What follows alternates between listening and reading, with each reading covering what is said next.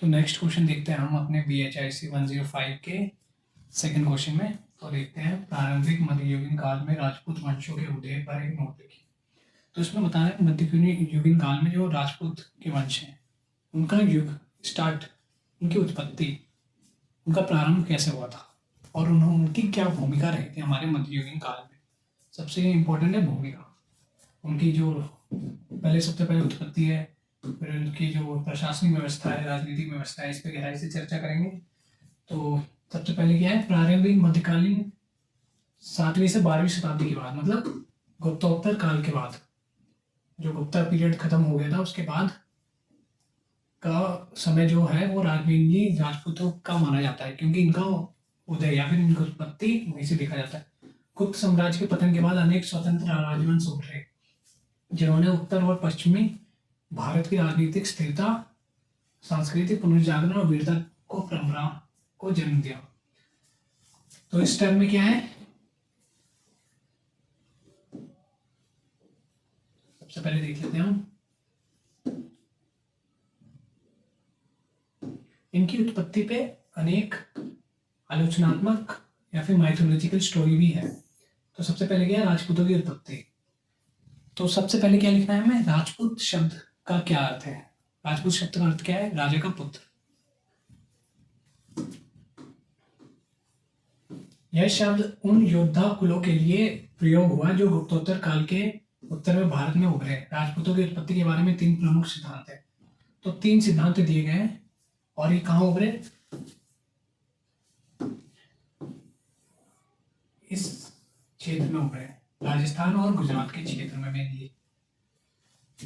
अग्निकुल सिद्धांत, पहला क्या है सिद्धांत, पृथ्वीराज रासो के अनुसार आबू पर्वत या माउंट आबू जिसे हम मानते हैं आज, माउंट आबू राजस्थान के, पर यज्ञ की अग्नि से 4 वंश उत्पन्न हुए, परमार, चौहान, सोलंकी और प्रतिहार।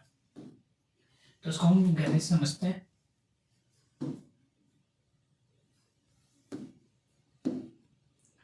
तो देखिए सबसे पहले है ये हमारा क्या है, इंडिया, और ये यहाँ क्या था, ईस्टर्न रोम। आई होप समझ में आया हो, ईस्टर्न रोम, और ये हमारा इंडिया, और ये यहाँ चाइना, और ये है सिल्क रूट।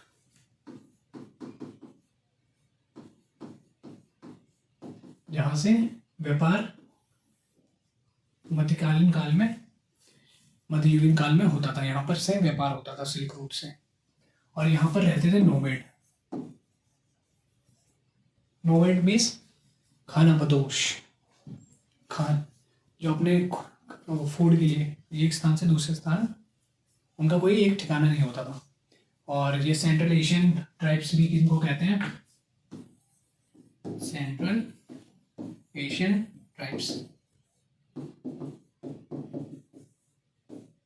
आई होप समझ में आया हो, इनको क्या कहते हैं, सेंट्रल एशियन ट्राइब्स। और ये कहलाते थे हुन्स या हुन। तो जब यहाँ पर व्यापार की जो कमी होने लगी, सिल्क रूट क्योंकि कैप्चर हो गया था, हमने लास्ट चैप्टर में भी देखा है, जो आपने पढ़ा नहीं तो पढ़ सकते हैं, वो हमारे UPSC के लिए है। तो ये सिर्फ इग्नू के लिए रहने वाला है, इसलिए बस हम ऐसी थ्योरी बता रहे हैं कि जो राजपूत की उत्पत्ति हुई थी उसमें कौन सी थ्योरी काम करती है। पहला तो ये हो गया, अभी इसको गहराई से समझेंगे। और सेकंड है गोल्डन ब्लूम वाला, हिरन गर्भदान वाला, वो अभी देखते हैं। तो सबसे पहले ये हुन्स थे। तो यहाँ क्या थे, यहाँ पर पर्वत है, कौन सा आपको याद है, माउंट एवरेस्ट। तो अगर ये आएंगे, हुन्स को आना होगा, तो किस साइड से आएंगे, अफगानिस्तान से होते हुए इस रीजन में आएंगे। ये रीजन कौन सा था, राजस्थान और गुजरात का रीजन था। तो मेनली ये कहाँ आए थे, यहाँ पर आए थे। और किस लिए आए थे, स्टे करने के लिए आए थे, ये लूट करने के लिए नहीं आए थे, ये क्या, रहने के लिए आए थे। तो आइए समझ में आया हो। और इंडिया में रहना आपको भी पता है कि इतना आसान नहीं है, यहाँ पे जो जाति व्यवस्था है, वर्ण व्यवस्था है, बहुत ही जटिल है। तो यहाँ पर ये आए, इन्होंने क्या किया, यहाँ पर स्टे करने लगे, और ये चाहते थे कि हम यहीं के निवासी बन जाए। तो यहाँ के निवासी बनने के लिए हम उस समय क्या व्यवस्था थी, वर्ण सिस्टम था, जो किसके द्वारा बनाया गया था, ब्राह्मण के द्वारा बनाया गया था।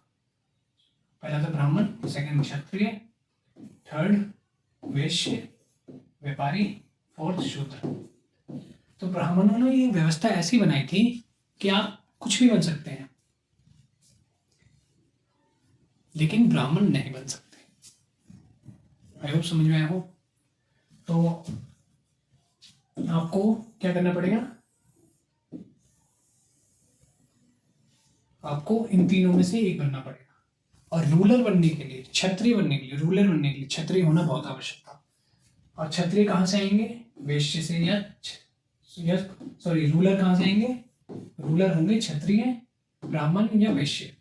और उन्होंने व्यवस्था कैसी बनाई थी कि वो बाहर का कोई भी व्यक्ति या जो उसमें जन्म नहीं है वो ब्राह्मण नहीं बनेगा, वो कोई भी वर्ण धारण कर सकता है। तो इनके लिए ऑप्शन क्या था, सबसे बेस्ट ऑप्शन क्षत्रिय बनना था। और वो कैसे बनेगा, इन्होंने आके इंटरमिक्सिंग तो कर ली, इंटरमिक्सिंग मतलब शादी ये सब कर लिया, लेकिन ये क्या नहीं बने, ये हमारे मूल निवासी नहीं बने, ये वर्ण सिस्टम के पार्ट नहीं हुए। इसके लिए क्या करना पड़ा इन्हें, पहले इतना समझिए, उसके बाद बताते हैं कि वो कौन थे, हुन कौन थे। हुन आगे जाके जो राजपूत कहलाएंगे वो वही हुन है। और ये यहाँ क्यों आए थे, और ये राजस्थान और गुजरात में क्यों आए, ये दूसरी दिशा से क्यों नहीं आए, क्योंकि वो माउंट एवरेस्ट था जो उन्हें रोका हुआ था। तो अब देखते हैं आगे, अगर ये मैरी भी कर लेते तब भी ये क्या कहलाएंगे, आउटसाइडर ही कहलाते। आई होप समझ में आया हो। जो ब्राह्मण लोग थे उन्होंने ऐसी व्यवस्था बनाई थी कि कोई भी बाहर का व्यक्ति जो ब्राह्मण कुल में नहीं जन्मा वो ब्राह्मण नहीं बन सकता, चाहे कुछ भी हो। वो क्या बन सकता है, शूद्र, क्षत्रिय, वैश्य। और बाहर, और जो रूलर होना चाहिए भारत का वो कौन से कुल में होना चाहिए, इन तीनों कुल में होना चाहिए। लेकिन ये तो बन नहीं सकता, तो उसके पास दो ऑप्शन थे, क्षत्रिय बनो या वैश्य बनो। और वैश्य क्यों बनेगा कोई, जब बेस्ट ऑप्शन है तो इसके लिए एक होता था यज्ञ, जिसको कहते थे हिरण्य गर्भ दान, जिसको गोल्डन वूम कहते थे, गोल्डन वूम, कोक, आई होप पता हो। तो उसमें क्या होता था, किंग होते थे, क्वीन होते थे, और यहाँ पे क्या होता था, एक प्रकार का वोम बनाया जाता था हमारे शरीर से भी ऊपर, सोने का जो वोम होता था उसमें से इनको गुजरना होता था, यहाँ से वोम होता था उनसे गुजरना होता था दोनों को, तब वो क्या बन जाते थे, क्षत्रिय बन जाते थे। और ऐसे कई प्रकार के 6-7 वोम होते थे, वो गिफ्ट करना होता था किनको, ब्राह्मण को। 6 to 7 वोम, गोल्डन वोम गिफ्ट करना होता था किसको, ब्राह्मण को। तो ब्राह्मण उसके बाद क्या करते थे, आशीर्वाद देते थे, और उनके आशीर्वाद से ही वो क्या बनते थे, क्षत्रिय बनते थे। तो ऐसे ही जो अलग अलग प्रकार के क्षत्रिय बने वो हिरण्य गर्भदान से ही बने हैं। और सेकंड है एक और वशिष्ठ, सेज वशिष्ठ की कहानी सुनी होगी आपने। तो पहला देख लेते हैं अग्निकुल सिद्धांत। पृथ्वीराज व्यासों के अनुसार आबू पर्वत पे, तो सबसे पहले क्या था, एक और थे,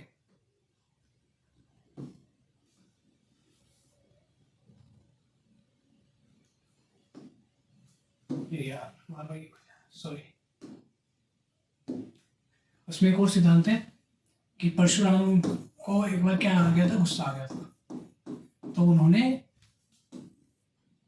किस पे गुस्सा आ गया था, क्षत्रिय पे। तो उन्होंने सारे क्षत्रियों का नाश कर दिया, सब सारे क्षत्रियों को क्या कर दिया, मार दिया, किल कर दिया। तो अब यहाँ पर एक जगह क्या हो गई, ब्लैंक हो गई, कौन सी, क्षत्रिय वाली। तो बचे क्या, ब्राह्मण, वैश्य और शूद्र। लेकिन परशुराम ने तो इन्हें मार दिया क्षत्रिय को, तो अब ब्राह्मणों की रक्षा कौन करेगा। तो इसलिए सारे ब्राह्मण गए किसके पास, वशिष्ठ के पास, कि आप कुछ करिए वरना असुरों से हमें कौन बचाएगा, बुरी ताकतों से हमें कौन बचाएगा। तो वशिष्ठ ने क्या किया, सेज वशिष्ठ ने, ब्राह्मण वशिष्ठ ने माउंट आबू पे, जो भी माइथोलॉजिकल स्टोरी में बताया गया है, उन्होंने एक यज्ञ किया, अग्निकुल यज्ञ। इस यज्ञ से 4 योद्धाओं की, वीर योद्धाओं की उत्पत्ति हुई। उनमें कौन कौन से थे? परमार, चहमान, सोलंकी और प्रतिहार।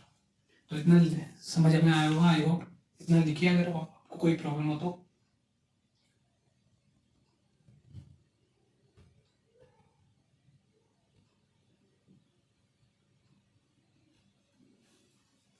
आई होप समझ में आया हो। तो वो तो जो हुन थे, वो तो अपना किससे करते थे? जो हुन थे उनके लिए गर्भदान था, हिरन गर्भदान से वो क्षत्रिय बनते थे। और बाकी जो उनके साथ सोसाइटी आई थी रेस्ट, उनको बनना था, तो उन्होंने क्या किया? वो इसके जरिए बने। किनके जरिए? इस यज्ञ के जरिए। कौन कौन से थे वो? सोलंकी, 4 योद्धाओं की उत्पत्ति हुई। प्रतिहार और चहमान और परमार। तो ये सब 4 नाम लिखने आवश्यक है। फिर इन्होंने शादी करी, अपने कुल को बढ़ाया, तब दोबारा ये जाके एक संतुलित बैलेंस बना वहां पे। तभी ब्राह्मणों की रक्षा करने हेतु यहाँ पे देखा जाता है। तो ये बताया गया है कि पहला सिद्धांत क्या था? अग्निकुल सिद्धांत। पृथ्वीराज रासो के अनुसार आबू पर्वत पर यज्ञ की अग्नि से 4 वंश उत्पन्न हुए। कौन से अग्नि से? जो यज्ञ करवाया था वशिष्ठ ने, 4 वंश उत्पन्न हुए, परमार, चौहान, सोलंकी और प्रतिहार। ये इंपॉर्टेंट है कि राजपूतों की उत्पत्ति कैसे हुई। तो इसमें 3 सिद्धांत काम आते हैं। पहला है अग्निकुल सिद्धांत, जो हमने समझा दिया है। और विदेशी उत्पत्ति मतलब कुछ इतिहासकारों का मानना है कि हुन जैसे जो हुन थे, शक थे, कुषाण थे, जैसे विदेशी योद्धा भारतीय समूह समाज में समाहित हो गए। कैसे समाहित हो गए? आई होप समझ में आया हो कि वो आए, राजस्थान और गुजरात में बस गए और उन्होंने हिरन गर्भदान के को फॉलो करते हुए वो हमारे भारतीय मूल का हिस्सा बने और क्षत्रिय कहलाए।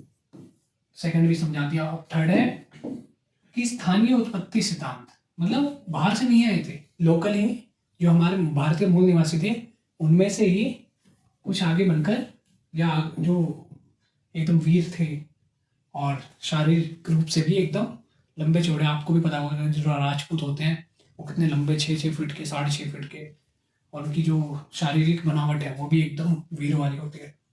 तो उनमें से ही कोई ऐसे व्यक्ति थे, वो आगे चलकर राजपूतों में समाहित हो गए, परिवर्तित हो गए। तो ये 3 सिद्धांत कारगर होते हैं किसी भी राजपूत उत्पत्ति में। और ये पहले क्वेश्चन का 3 पॉइंट था, सॉरी दूसरे क्वेश्चन का।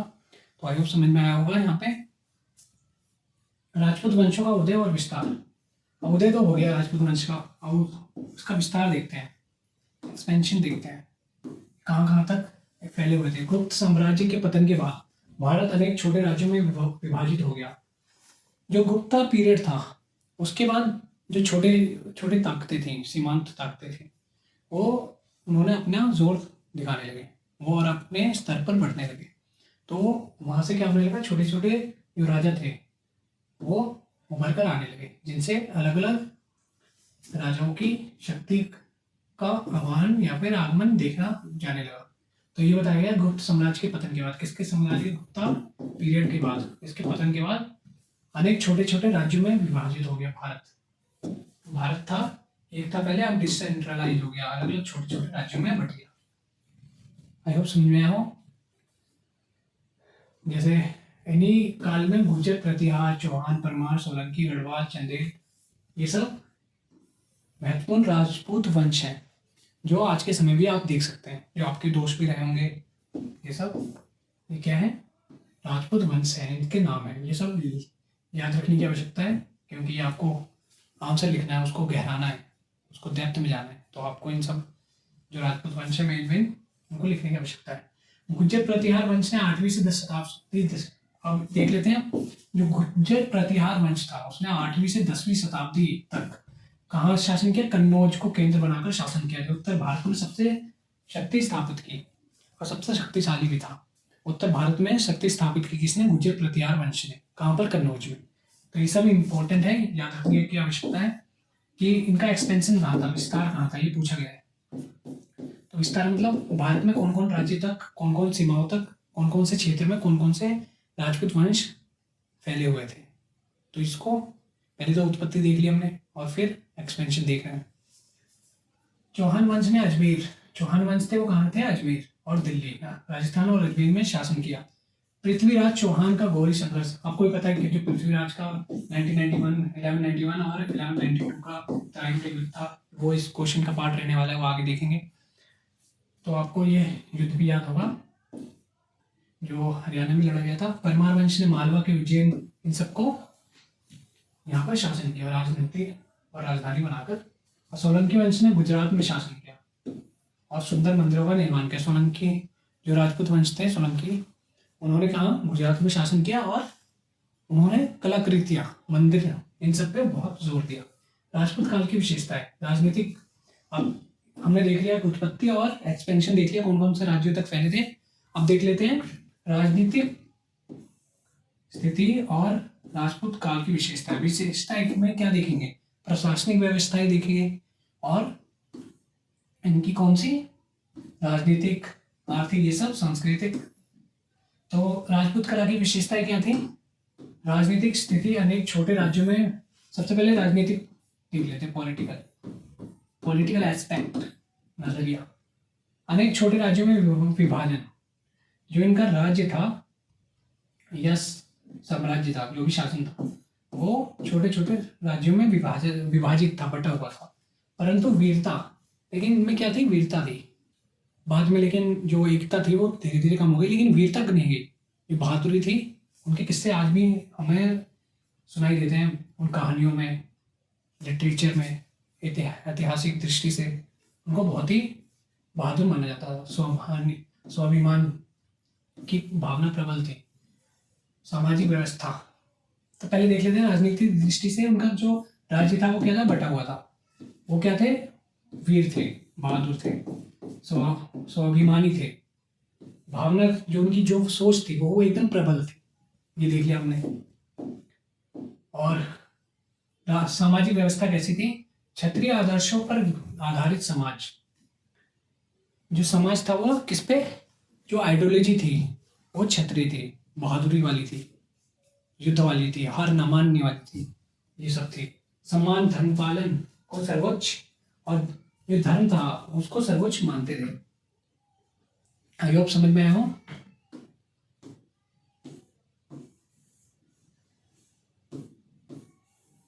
संस्कृति और स्थापत्य, इस काल में मंदिर निर्माण, मूर्तिकला और साहित्य का उत्कर्ष हुआ।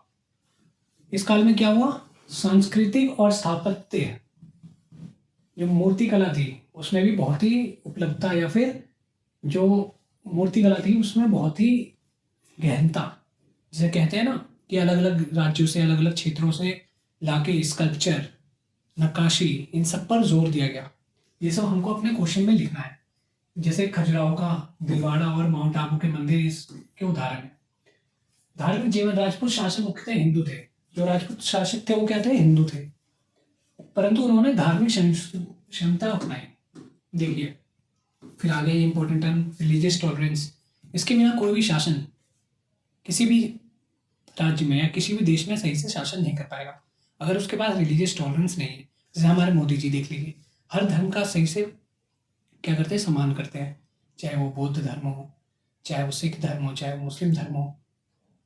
सबकी सोच अपने हद तक है, लेकिन जब वो उनकी बात अपने देश पर आती है तो वो किसी चीज़ से पीछे नहीं हटते, वो रिलीजियस टॉलरेंस को बढ़ावा देते हैं। हमें भी ऐसा ही करना चाहिए। तो ये देखते हैं हम, तो जो राजपूत थे उन्होंने अन्य जो रिलीजन थे उनको भी क्या किया, सम्मान दिया, कोई भी भेदभाव की स्थिति नहीं रखी। तो इसलिए ही राजपूतों का जो इतिहास है बहुत ही एकदम रिस्पेक्ट वाला है। कभी भी उन पे ऐसा आँच नहीं आएगी, ये भले ही वो कोई युद्ध हार गया हो, लेकिन ऐसा कभी नाम नहीं आएगा कि कायरता है, कायर है, ये है, वो है। नहीं, उनकी हमारे जो दिल में छवि है वो बहुत ही क्या है, रिस्पेक्टफुल है। एक आदर्शवादी समाज की संरचना करने हेतु उनकी सोच को रखा जा सकता है, ऐसी छवि है उनकी। तो राजपूतों ने भारत में क्षेत्रीय राज सत्ता को मजबूत किया। जो क्षेत्र के अलग अलग क्षेत्र के राज सत्ता है उनको मजबूत किया। विदेशी आक्रमण, और आपको भी पता है जो विदेशों से आने वाले कई भी आक्रमणकारी जो हमारे भारत को लूटना चाहते थे, उन्होंने टक्कर जवाब दी। किसने? राजपूतों ने विदेशी आक्रमणों के विरुद्ध वीरता का परिचय दिया। जैसे कि उनकी आपसी स्पर्धा, देखिए आपसी स्पर्धा तो हर क्षेत्र में, आपसी स्पर्धा के बिना कोई भी विकास नहीं कर सकता। तो ये सब वर्ड से हमें घबराना नहीं है। घबराना मतलब हमें इस पे डिबेट नहीं करनी कि आपसी स्पर्धा लिख दिया, आपस में तो हम भाईचारे की तरह रहते थे। नहीं, आपसी स्पर्धा होना हमें पॉजिटिव टर्म में लेना है कि अगर कोई राज्य विकास कर रहा है तो हमें उससे जलना नहीं है, एक पॉजिटिव वे में लेना है कि उसने विकास करा, हम भी करेंगे। तो इसमें इस टर्म में इसको इस तरीके से लेना है। और इसके बिना हम जैसे आपको भी बताया, अगर आपका दोस्त 20,000 कमा रहा है, 25,000 कमा रहा है, तो अगर आप वो उतना नहीं कमाएगा तो आप में भी एक तरीके का वो नहीं आएगा कि यार वो तो ज़्यादा कमा रहा है, हमें भी करना है। तो ये एक तरीके से कंपटीशन है। तो ऐसा हेल्थी कंपटीशन हमें रखना चाहिए कि वो 50 मार्क्स ला रहा है तो हमें उससे ज़्यादा लाना पड़ेगा। तो ये आपसी स्पर्धा इस प्रकार भी हो सकती है। ऐसा नहीं कि उसने कैसे लिया है उसको तो मारूंगा ये वो, ऐसा नहीं। फिर भी उन्होंने भारतीय संस्कृति स्थापत्य और वीरता में बहुत अपनी महत्वपूर्ण भूमिका निभाई। किसमें? भारतीय कल्चर, स्थापत्य, इस कल्चर में और वीरता में आपको भी पता है कितनी भूमिका निभाई है। और जो उनकी संस्कृति है, उनके पहनावे हैं, उनकी जो वेशभूषा है, वो आज भी हम आज के दौर में एकदम जो क्या कहते हैं उसको, उसकी झलक देखने को मिलती है। ये देख कह सकते हैं हम। निष्कर्ष, प्रारंभिक निष्कर्ष देख लेते हैं। कंक्लूजन क्या है इसका? प्रारंभिक मध्यकाल में राजपूत वंशों का उदय हुआ। प्रारंभिक मध्यकाल में राजपूत वंशों का उदय हुआ। इसके पीरियड के बाद, गुप्ता पीरियड के बाद। और 3 जो सिद्धांत थे वो हमने देख लिए, इनके एक्सपेंशन भी देख लिए, किस कौन कौन से राज्य तक फैले थे। इसके बाद जो ऐतिहासिक दृष्टि से, सांस्कृतिक दृष्टि से मंदिरों में क्या निर्माण करा है, इनकी जो सांस्कृतिक दृष्टि से हमारे जो पहनावे हैं, इन सब में क्या परिवर्तन आया, ये सब। और भारतीय इतिहास में एक संक्रमण काल का प्रतीक रहा है। उन्होंने ना केवल राजनीतिक सत्ता, उन्होंने केवल पॉलिटिकल सत्ता या पॉलिटिकल पावर को स्थापित नहीं किया, बल्कि उन्होंने भारतीय संस्कृति, कला और धर्म को नई ऊंचाइयों तक पहुंचाया। जो भारतीय कला थी, इंडियन आर्ट था, उसको भी अलग अलग एस्पेक्ट अपनी ऊंचाइयों तक पहुंचाया। तो ये आपने उसमें लिख सकते हैं, ये एक गौरव का समय था। गौरव मीन्स एक प्राइड मूवमेंट है हमारे लिए कि हमारे देश में ऐसे ऐसे वीरों की उत्पत्ति हुई, वीरों ने अपना समर्थन दिया। इसको स्वर्णिम युग माना जाता है, मतलब गोल्डन पीरियड भी इसको माना जा सकता है। क्यों? क्योंकि यहाँ इस समय राजनीतिक, सांस्कृतिक, धार्मिक जो टॉलरेंस थी, जो प्रोग्रेसिव थॉट था, वो बढ़ा। तो आई होप सेकंड क्वेश्चन समझ में आया हो। तो कोई भी क्वेरी है तो आप कमेंट सेक्शन में लिख सकते हैं। तो मिलते हैं नेक्स्ट क्लास में।